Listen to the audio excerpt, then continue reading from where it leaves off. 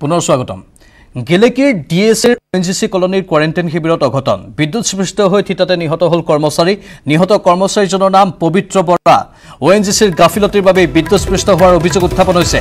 চাঞ্চল্যকৰ ঘটনাৰ বাতৰি সংগ্ৰহত বাধা ONGCৰ নিৰাপত্তাৰক্ষীৰ। কোৱাৰেণ্টাইন শিবিৰত খাদ্য যোগানৰ দায়িত্বত আছিল পবিত্ৰ। গেলেকীৰ ডিএছএৰ ONGC কলনীৰ কোৱাৰেণ্টাইন শিবিৰত এই অঘটন বিদ্যুৎস্পৃষ্ট হৈ থিতাতে নিহত হল কৰ্মচাৰী। নিহত কৰ্মচাৰীজনৰ নাম পবিত্ৰ বৰা। ONGCৰ গাফিলতিৰ বাবে বিদ্যুৎস্পৃষ্ট হোৱাৰ অভিযোগ উত্থাপন হৈছে। চাঞ্চল্যকৰ ঘটনাৰ বাতৰি সংগ্ৰহত বাধা দিছে ONGCৰ নিৰাপত্তাৰক্ষীয়ে।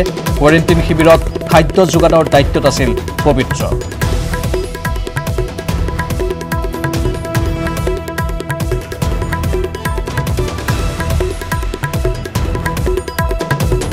কিয় ONGCৰ নিৰাপত্তাৰক্ষীৰ এনে আচৰণ তাক লৈও প্ৰশ্ন উত্থাপন হৈছে। গেলেকীৰ ডিএছএৰ ONGC কলনীৰ কোৱাৰেণ্টাইন শিবিৰতে এই অঘটন সংঘটিত হৈছে। বিদ্যুৎস্পৃষ্ট হৈ থিতাতে নিহত হল কৰ্মচাৰী। ইতিমধ্যে কৰ্মচাৰীজনৰ নাম আমি জনাইছোঁ। তেওঁৰ নাম পবিত্ৰ বৰা। ONGCৰ গাফিলতিৰ বাবে বিদ্যুৎস্পৃষ্ট হোৱাৰ গুৰুতৰ অভিযোগ উত্থাপন হৈছে। এই চাঞ্চল্যকৰ ঘটনাৰ বাতৰি সংগ্ৰহতো বাধা দিছে ONGCৰ নিৰাপত্তাৰক্ষীয়ে। কোৱাৰেণ্টাইন শিবিৰত খাদ্য যোগানৰ দায়িত্বত আছিল পবিত্ৰ।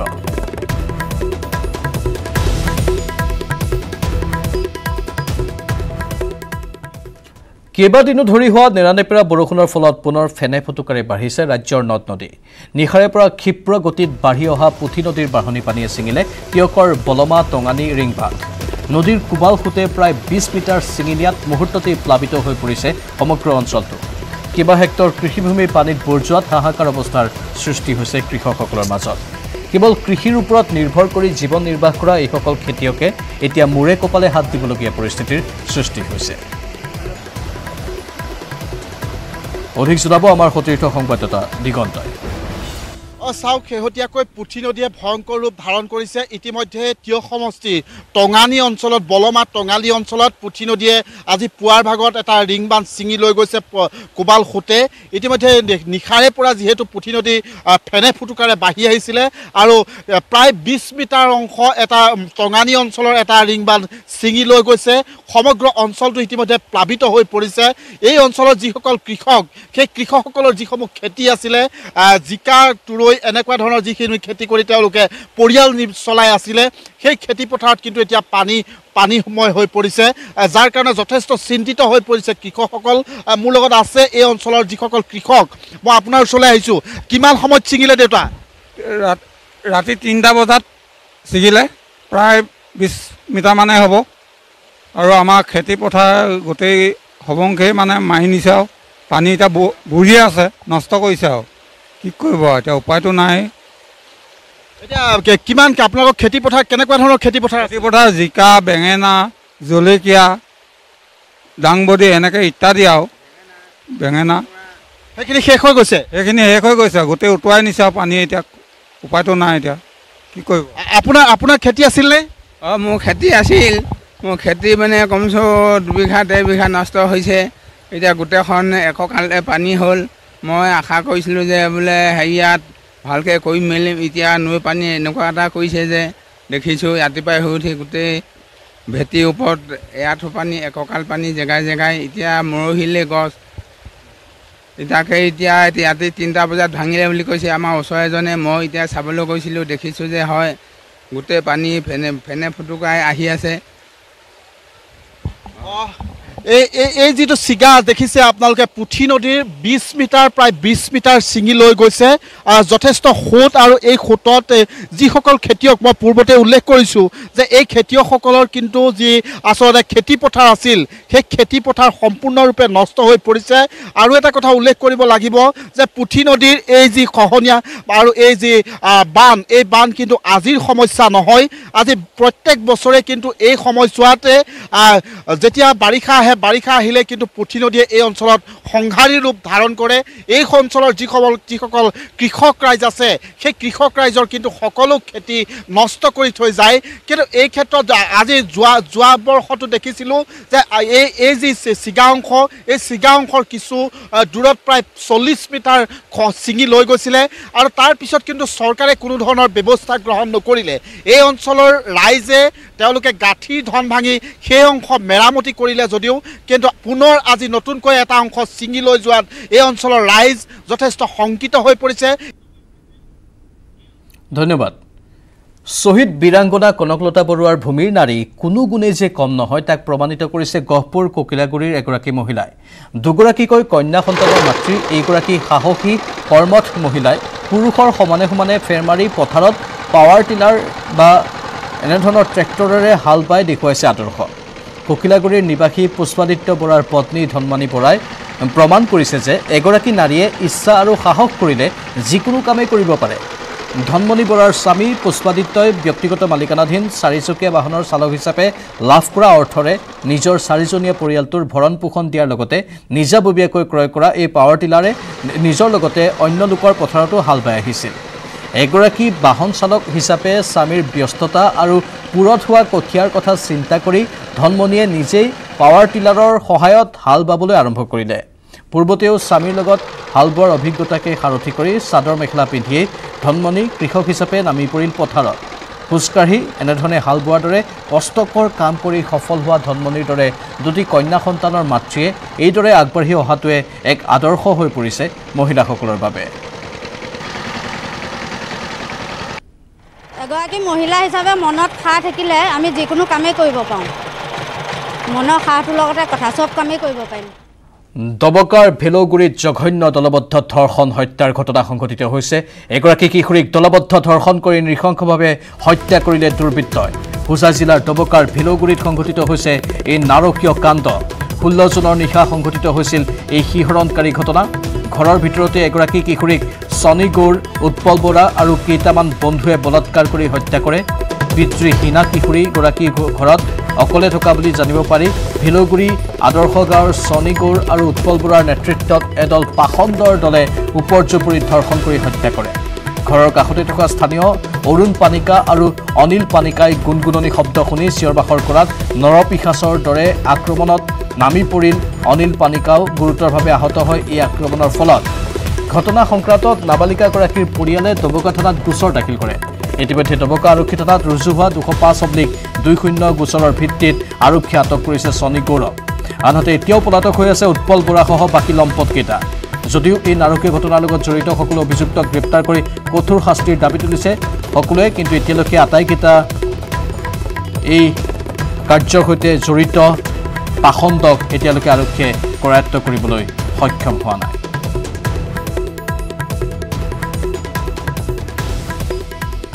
14 বছৰীয়া এজনী ছোৱালীক দলবদ্ধভাৱে দৰ্শন কৰি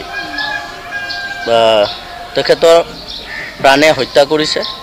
এই কথাটো আমি আদিবাসী ছাত্ৰ সন্থা হোজাই জিলা হৈ অতিকৈ মৰ্মাহত আৰু দুখিত, আৰু ইয়াক তীব্ৰভাৱে আমি প্ৰতিবাদ জনাওঁ আৰু গৰিহণা দিছোঁ। দবকা থানাৰ ভাৰপ্ৰাপ্ত বিষয়া তথা প্ৰশাসনক ক'ব বিচাৰিছোঁ আৰু অনুৰোধ কৰিছোঁ যে ইয়াৰ লগত জড়িত ব্যক্তিসকলক অতি শীঘ্ৰে কাৰায়ত্ব কৰিব লাগে আৰু উচিত তদন্ত মৰ্মে দোষীক শাস্তি প্ৰদান কৰিব লাগে। ভাৰতত আবদ্ধ হৈ থকা 34 জন বাংলাদেশী শিক্ষাৰ্থী আৰু পৰ্যটকক আজি বাংলাদেশলৈ পঠালে ভাৰত চৰকাৰে। কৰিমগঞ্জৰ চুতাৰকান্দি সীমান্তয়েদি দলটোক বাংলাদেশলৈ পঠোৱা হয়। শিলচৰ NITৰ ছাত্ৰ ছাত্ৰী আছিল এইসকল শিক্ষাৰ্থী। কৰোনাৰ প্ৰাদুৰ্ভাৱৰ ফলত তেওঁলোক ভাৰতত আবদ্ধ হৈ পৰিছিল। ভিছাৰ ম্যাদ উকলা পৰ্যটক আৰু শিক্ষাৰ্থীসকলে কিছুদিন পূৰ্বে দেশলৈ যোৱাৰ আবেদন কৰাত উভতাই পঠিওৱাৰ ব্যৱস্থা কৰে। চুতাৰকান্দি লেণ্ডপোৰ্টত তেওঁলোকৰ স্বাস্থ্য পৰীক্ষাৰ লগতে COVID-19ৰ সকলো নিয়ম নীতি মানি পঠিয়াই দিয়া হয়। অধিক জনাব সতীৰ্থ সংবাদদাতা গৌৰীছে। 34 গৰাকী বাংলাদেশী নাগৰিকক আজি বাংলাদেশলৈ উভতাই পঠোৱা হৈ আছে ভাৰতৰ পৰা। আৰু কৰিমগঞ্জৰ সুতাৰকান্দি সীমান্তত এই মুহূৰ্তত মুঠ 34 গৰাকী যে বাংলাদেশী নাগৰিক, তেওঁলোক আচলতে অধিকাংশ ষ্টুডেণ্ট আৰু পৰ্যটক। তেওঁলোক আহিছিলে, পৰ্যটকসকল আহিছিলে ভাৰত ভ্ৰমণৰ বাবে, কিন্তু কৰোনাৰ ত্ৰাসৰ বাবে তেওঁলোক আবদ্ধ হৈ পৰিছে আৰু ক'ব গ'লে প্ৰায় 3 মাহ 4 মাহ অন্তত তেওঁলোক আজি ভাৰতত উভতি গৈ আছে আৰু কিছুমান ছাত্ৰ আছে কিছুমান ছাত্ৰ শিলচৰৰ NITত অধ্যয়নৰত আছিল আৰু তেওঁলোকো যেহেতু যে এই শিক্ষা প্ৰতিষ্ঠানখন কৰোনাৰ কাৰণে বহু দিনৰ পৰা বন্ধ হৈ আছে তেওঁলোকে বহু অসুবিধাৰ সন্মুখীন হৈছিল আৰু ইয়াৰ বাবে আজি চৰকাৰৰ যে অনুমতি প্ৰদানৰ পাছত আজি তেওঁলোকে নিজ দেশলৈ উভতি গৈ আছে এই ক্ষেত্ৰত তেওঁলোকৰ যি মনোভাৱ তা আমি জানিবলৈ চেষ্টা কৰিম এগৰাকী ছাত্ৰী আছে ইয়াতে আপুনি কোন ইয়াৰ ছাত্র NIT শিলচর এতদিন যে আবদ্ধ ছিলেন তার মানে তার মূল কারণটা কি কারণটা বর্ডার বন্ধ হয়ে গিয়েছিল এটাও আরেকটা কারণ বাংলাদেশে কোন জায়গায় ঘর ঢাকা এইগৰাকী যে ছাত্ৰী তেওঁ কিন্তু আবদ্ধ হৈ পৰিছিল কাৰণ যেহেতু পঢ়া-শুনা বন্ধ হৈ আছে গতিকে নিজ দেশত উভতি যোৱাৰ এটা ইচ্ছা আছিল কিন্তু যেহেতু চৰকাৰে এই ক্ষেত্ৰত বহু যে নিয়ম নীতি আছে এই নিয়ম নীতি মানে আজি অৱহেয়ত এয়া চৰকাৰে গ্ৰাহ্য কৰিছে আজিৰ দিনত এই ছাত্ৰীসকল আৰু লগতে কিছুমান পৰ্যটক আজি উভতি গৈ আছে নিজ দেশ বাংলাদেশলৈ বাতৰিত পুনৰ সময় হৈছে চমু বাণিজ্যিক বিৰতিৰ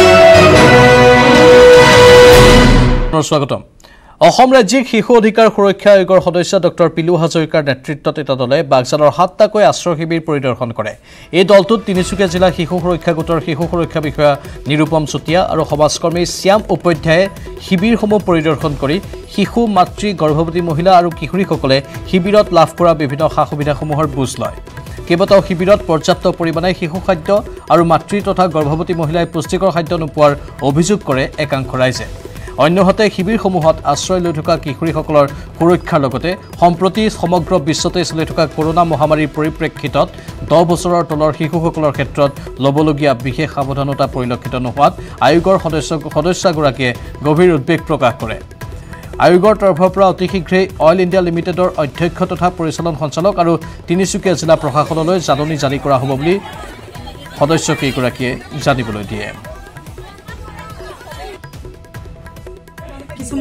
ৰাজ্যিক শিশু সুৰক্ষা সমিতিৰ সদস্য শ্ৰীমতী পিলু হাজৰিকাদেৱৰ লগত জিলা শিশু সুৰক্ষা কাৰ্যালয়ৰ পৰা তেখেতক এছিষ্ট কৰিবলৈ তেখেতৰ লগত আমি এই বাগজানৰ কেইটামান শিবিৰত আমি আজি উপস্থিত হৈছিলোঁ পৰ্যবেক্ষণ কৰিবৰ কাৰণে ইয়াত যথেষ্টখিনি এই বান্দৰখাটি হাইস্কুলত আমি আহি দেখিলোঁ ইয়াত তেওঁলোকে প্ৰায় খোৱা বোৱা ঠিকেই পাই আছোঁ বুলি কৈছে এনেকুৱা আমি অভিযোগ পোৱা নাই কিন্তু কি শিশুবিলাক কণ শিশুবিলাকক যি বেবী ফুডবিলাক অলপ নোপোৱা অভিযোগ আমি ইয়াত পাইছোঁ হয়তো অনাগত দিনত সেই সমস্যাখিনিও অইল কৰ্তৃপক্ষই গোৱাত আবদ্ধ অসমৰ সহস্ৰাধিক লোক সম্প্ৰতি গোৱাৰ ষ্টেডিয়াম এখনৰ ভিতৰত প্ৰায় 10 দিন ধৰি আবদ্ধ কৰি ৰখা হৈছে অসমৰ এইসকল লোকক অসমলৈ প্ৰেৰণৰ বাবে গোৱা প্ৰশাসনে ষ্টেডিয়ামলৈ অনাৰ পিছত কোনো ৰেলৰ ব্যৱস্থা নোহোৱাত এইদৰে আবদ্ধ হৈ থাকিবলগীয়া হৈছে তেওঁলোক ষ্টেডিয়ামখনত লোকসকলৰ মাজত সামাজিক দূৰত্বৰ ব্যৱস্থা নথকাৰ লগতে থকা খোৱা আদিৰো সুব্যৱস্থা নথকাত তেওঁলোক সমস্যাত পৰিছে অসমৰ বিভিন্ন জিলাৰ এইসকল লোকে ষ্টেডিয়ামত বহি অথবা থিয় হৈ দিন পাৰ কৰিবলগীয়া হৈছে আবদ্ধ হৈ থকা সকলৰ ভিতৰত আছে মহিলা আৰু শিশু অতি সংকটৰ মাজত থকা এইসকল লোকক স্বগৃহলৈ উভতাই অনাৰ ক্ষেত্ৰত ব্যৱস্থা গ্ৰহণৰ বাবে মুখ্যমন্ত্ৰী সৰ্বানন্দ সোণোৱাল আৰু মন্ত্ৰী হিমন্ত বিশ্ব শৰ্মাক আহ্বান জনাইছে চেষ্টা কৰে যিমানখিনি কাম কৰিছে আমাৰ কৰোনালৈ বহুত কৰিছে এইখিনি কাম কৰিব পাৰোঁ বুলি আমাৰ দীৰ্ঘ বিশ্বাস আছে আমাৰ মুখ্যমন্ত্ৰী সৰ্বানন্দ সোণোৱাল ছাৰকো আমি অনুৰোধ জনাইছোঁ ছাৰ আমাক অতি সোনকালে ইয়াৰ পৰা লৈ যোৱাৰ কাৰণে আমাক এখন গাড়ী দিলে আমাক ব্যৱস্থা কৰি দিলে আমি গোটেই মানুহখিনি যাব পাৰিম নহ'লে ছাৰ আমাৰ ছ'চিয়েল ডিষ্টেঞ্চ একো নাই ইয়াত আমাৰ কোনো সুবিধা নাই ছাৰ আমি বহুত এতিয়া কৰোনা এনে হৈ যাব গতিকে ছাৰ আমাক এখন ট্ৰেইন দিয়ে আমাক এই ল'ৰাখিনি যিমান মাইকী মানুহ আছে ছোৱালী আছে ল'ৰা ছোৱালী বহুত পোৱালী মানুহ আছে ছাৰ গোটেই মানুহখিনি লৈ যোৱাৰ কাৰণে এখন ট্ৰেইন আমাক ব্যৱস্থা কৰক সোনকালে ছাৰ আমি সোনকালে উভতাই যোৱাৰ কাৰণে আমাক সহায় কৰক ছাৰ এইখিনি কাম আমাৰ দৃঢ় বিশ্বাস আমাৰ অসম চৰকাৰ বিত্তমন্ত্ৰী হিমন্ত বিশ্ব শৰ্মা ছাৰ কৰিব পাৰে বুলি আমাৰ আশা আছে ছাৰ একবিংশ শতিকাতো কোনো ঠাইত দুৰ্বল আৰ্থ সামাজিক ব্যৱস্থাৰ বাবে প্ৰচলিত হৈ আছে বাল্য বিবাহ গোৱালপাৰাৰ মাটিয়াস্থিত নন্দেশ্বৰ দেৱালয়ত বাল্য বিবাহৰ প্ৰস্তুতি চলাই থাকোতে আৰক্ষী আৰু সাংবাদিকৰ প্ৰচেষ্টাত উদ্ধাৰ হ'ল 2 নাবালক নাবালিকা বুধবাৰে বিয়াৰ উদ্দেশ্যে দুধনৈৰ 2 কিশোৰীক দুয়োৰে অভিভাৱকে নন্দেশ্বৰ দেৱালয়লৈ অনাৰ পিছতেই খবৰ লাভ কৰি সাংবাদিকৰ লগতে মাটিয়া আৰক্ষী থানাৰ ভাৰপ্ৰাপ্ত বিষয়া জ্যোতিপ্ৰসাদ সন্দিকৈ আৰু দুধনৈ আৰক্ষী থানাৰ ভাৰপ্ৰাপ্ত আৰক্ষী বিষয়া মুকুট কাকতি দেৱালয়খনত উপস্থিত হয়। সৌভাগ্যক্ৰমে সময়ত আৰক্ষী উপস্থিত হোৱাত সম্পন্ন নহ'ল বিবাহ কাৰ্য। উল্লেখযোগ্য যে কিছুদিন পূৰ্বেই দেৱালয়খনৰ পৰিচালনা সমিতিক 2 কিশোৰ-কিশোৰীৰ অভিভাৱকে আবেদন এখন দিছিল, কিন্তু তাত কোনো ধৰণৰ বয়সৰ প্ৰমাণপত্ৰ দিয়া নাছিল। তাৰ পিছতো কোনো তথ্য নোলোৱাকৈ পৰিচালনা সমিতিয়ে কিশোৰ-কিশোৰীক বিয়াৰ বাবে লৈ আহিবলৈ নিৰ্দেশ দিয়ে অভিভাৱকক। সেইমৰ্মে বুধবাৰে 2 নাবালক ল'ৰা-ছোৱালীক লৈ বিয়াৰ প্ৰস্তুতি চলাইছিল দুয়োখন ঘৰৰে অভিভাৱকে।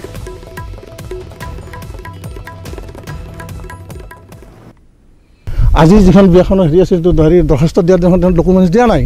আমি আজি ধৰ বিয়াৰ দিনাখন আনবা কৈছিলোঁ, সেইদিনাখন লৈ আমি চাই চিন্তি হেৰি কৰি আজি নাই। আজি আমি বিয়াৰ অনুমতি দিয়া নাই, বিয়াৰ অনুমতি দিয়া নাছিলোঁ। তেওঁলোকে আছিল এনে কৈ মানুহবোৰক গৈছিল সেৱা কৰিবলৈ, যে যা সেৱা কৰ।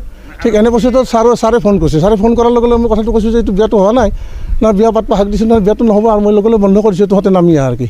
এইখিনি এই পৰ্যায়ত এইখিনি আছে।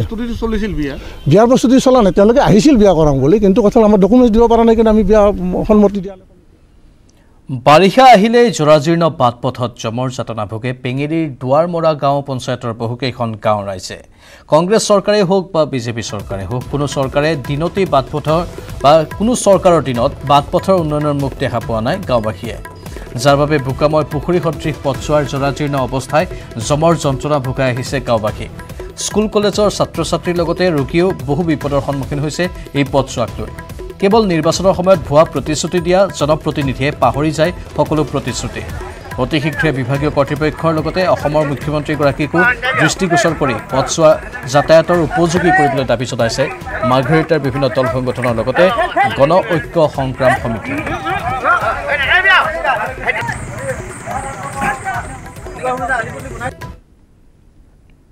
আমাৰ ইয়াত মাৰ্ঘেৰিটা সমষ্টি পৰে। এই মাৰ্ঘেৰিটা সমষ্টি হিচাপে 2 নং নংলি গাঁৱৰ ৰাস্তা একেবাৰে শোচনীয় অৱস্থা।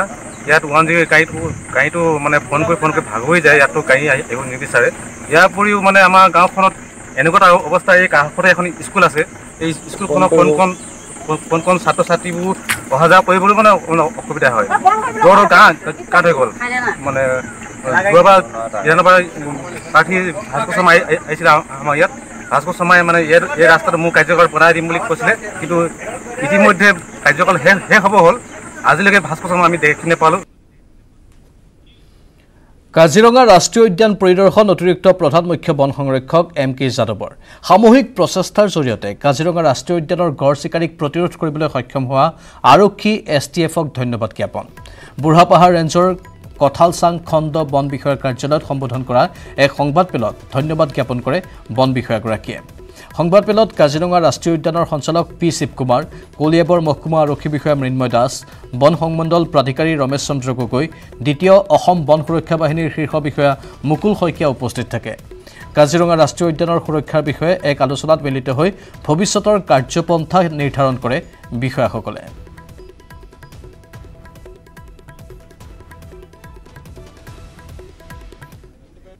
যি সাকসেস হল, বহুতখিনি আৰ্মছ আৰু এমুনিশ্যন পাইছে। 4জন মানুহ কালেক্টৰ কৰা হৈছে আৰু তেওঁলোকক মেজিষ্ট্ৰেটৰ ওচৰত প্ৰডিউচ কাষ্টডি ল'বৰ কাৰণে কৰি আছে।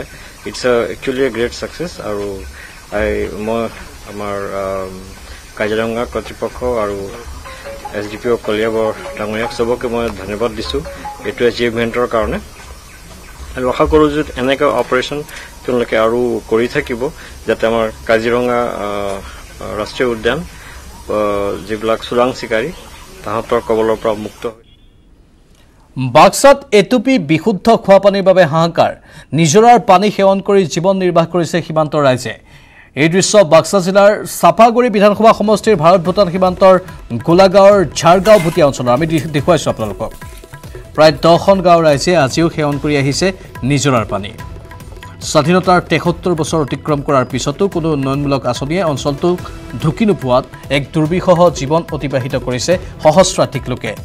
যি দৃশ্যই প্ৰতিপন্ন কৰিছে হাগ্ৰামা মহিলাৰীৰ BTC পৰিষদৰ 17 বছৰীয়া শাসনৰ উন্নয়নৰ ফুপুলা স্বৰূপ। এটা ঘাটতেই কোনোৱে খোৱাৰ বাবে পানী সংগ্ৰহ কৰিছে, ইফালে কোনোৱে ধুইছে কাপোৰ। ফলত এই অঞ্চলৰ ৰাইজে এই লেতেৰা পানী সেৱন কৰাৰ ফলত আক্ৰান্ত হৈ আহিছে বিভিন্ন ৰোগত।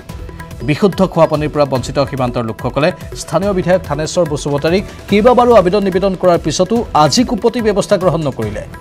যি সময়ত বিশুদ্ধ খোৱা পানীৰ নামত জনস্বাস্থ্য কাৰিকৰী বিভাগে কোটি কোটিৰ চৰকাৰী ধনৰ হৰাস পাতিছে তেনে সময়তে বাক্সা ৰাইজে আজিও নিজৰাৰ পানী সেৱন কৰা বিষয়টোৱে বিভাগটোৰ অক্ষমতাকে প্ৰতিপন্ন কৰিছে ইয়াৰ পৰা আমি পানী খাওয়া বহুত বছৰ হল মোটামুটি 30-35 বছৰ মান হলে পানীটো বৰষুণ আহি থাকলি লেট্ৰা হয় আৰু এই কলি মাহৰ শুকাই যায় বিৰাট কষ্ট হয় খাবা ইয়াৰ দূৰ দূৰ একদম 3-4 কিলোমিটাৰ ইয়াৰ পৰা আহে মানুহকেইটা 5-6 গাঁৱৰ পাৰ হ'ব লাগে ইয়াৰ লেট্ৰা পানী খাইখিনি আমি এৰি বেমাৰটো চৰ্দি কাহ হয় আৰু কিবা গা থলি গা গিলা খোজাৱা হয় বেমাৰ হয় গুৱাহাটীৰ বেতকুছিৰ টাৰ্মিনেলৰ সন্মুখত এবাৰ CITUৰ প্ৰতিবাদ বাগজাৰৰ ক্ষতিগ্ৰস্ত লোকক ক্ষতিপূৰণ দিয়াৰ দাবীত এই প্ৰতিবাদী কাৰ্যসূচী গ্ৰহণ কৰা হৈছে বাগজাৰৰ তৈলক্ষেত্ৰ ব্যক্তিগতকৰণ কৰাৰ লগতে বিভিন্ন দাবীত প্ৰতিবাদ সাব্যস্ত সংগঠনটোৰ বিভিন্ন সিদ্ধান্তৰ বিৰোধিতা কৰি তেওঁলোকে এই প্ৰতিবাদী কাৰ্যসূচী ৰূপায়ণ কৰিছে গুৱাহাটীৰ বেতকুছিৰ টাৰ্মিনেলৰ সন্মুখত এই প্ৰতিবাদ CITUৰ বাগজাৰৰ ক্ষতিগ্ৰস্ত লোকক ক্ষতিপূৰণ দিয়াৰ দাবীতে তেওঁলোকৰ এই কাৰ্যসূচী অধিক জনাব সতীৰ্থ সংবাদদাতা উৎপলে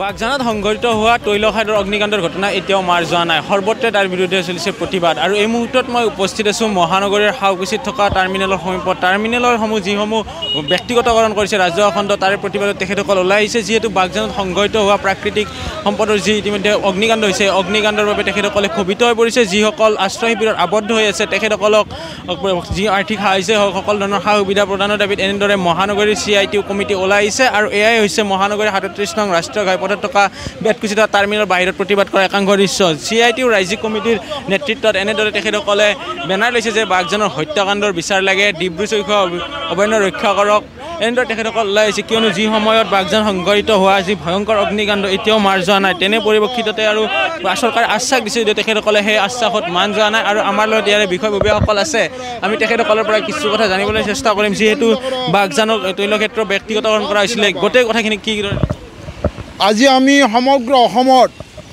CITU centre of Indian trade ইউনিয়নৰ উদ্যোগত ৰাজ্যৰ প্ৰতিখন জিলা হেডকোৱাৰ্টাৰত আৰু অইলৰ যিবোৰ কোম্পানী আছে কোম্পানীৰ সন্মুখত আমি আজি ধৰ্ণা দিছোঁ চৰকাৰৰ লকডাউনৰ নিয়ম পালন কৰি ডিষ্টেন্স মেইনটেইন কৰি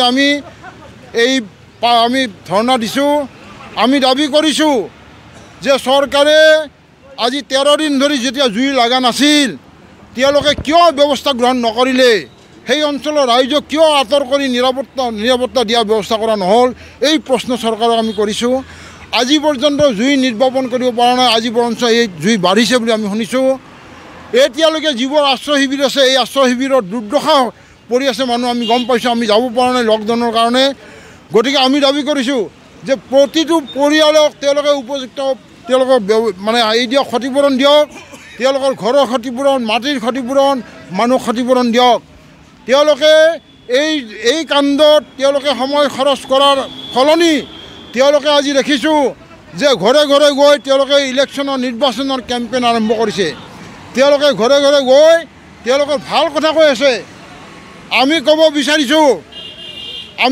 বিচাৰিছোঁ যে তেওঁলোকে এই ভাল কামৰ এই কথাটোও কওক যে আমি জুই নুমাব পৰা নাই আমি চৰকাৰৰ আমি ৰাইজক নিৰাপত্তা দিব পৰা নাই তেওঁলোকে নিৰ্বাচন কেম্পেইনৰ এই কথাটো ক'ব লাগে আজি ৰেচন কাৰ্ডৰ নামত ৰাজনীতি চলিছে ৰেচন কাৰ্ডৰ নামত গতিকে এইসকল লোক ইতিমধ্যে ক্ষোভিত হৈ পৰিছে যিহেতু CITUৰ পৰা ইতিমধ্যে বাগজান কাণ্ডক লৈ প্ৰতিবাদ কৰিছে যি সময়ত ভাৰতীয় জনতা পাৰ্টীৰ চৰকাৰে জনসম্পৰ্ক আৰম্ভ কৰিছে তেনে সময়তে কিন্তু বাগজানৰ যি ঘটনা সংঘটিত হৈছে তাক লৈ নিশ্চুপ থকা বুলি তেখেতসকলে দাবী কৰিছে আৰু ইয়াৰ সমান্তৰালভাৱে যি মহানগৰীৰ বেতকুছিত থকা হিন্দুস্তান পেট্ৰলিয়ামৰ যি মূল কাৰ্যালয় আছে মুখ্য কাৰ্যালয়ৰ সন্মুখত এনেদৰে CITUৱে প্ৰতিবাদ কৰিছে